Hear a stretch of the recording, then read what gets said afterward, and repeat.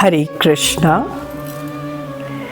किसी भी कर्म को पूरा करने के लिए 5 कारणों की ज़रूरत होती है। सबसे पहला, द फील्ड ऑफ वर्क, ये बॉडी, ये शरीर, द परफॉर्मर, कर्ता, द सेंसेस, इंद्रियां, डिफरेंट टाइप्स ऑफ एंडेवियर, आपकी चेष्टाएं, and the permission of the super soul, परमात्मा की अनुमति।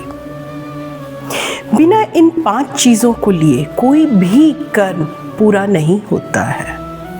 लेकिन जो इंसान खुद को ही सिर्फ कर्ता मानता है और बाकी इन फैक्टर्स को कंसीडर नहीं करता है, तो वो बहुत इंटेलिजेंट नहीं है and he doesn't see the things as it is.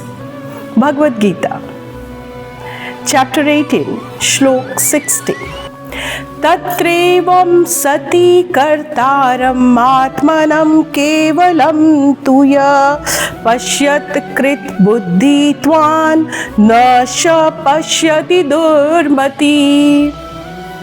भगवान कृष्ण यहाँ कहते हैं कि जो सिर्फ खुद को कर्ता मानता है और बाकी चीज़ों को कंसीडर नहीं करता है, तो वह बुद्धिमान मूर्ख है और वो चीज़ों को सही सही नहीं देख रहा है। क्यों? क्योंकि ये शरीर भी ईश्वर ने दिया है और आत्मा तो पहले ही भगवान का अंश है। मामे वांशो जीवलोके। हमारी इंद्रियां अगर स्वस्थ है, आँख ठीक से देख रहा है, कान ठीक से सुन रहा है, तो भगवान ने हम पे बहुत दया किया है।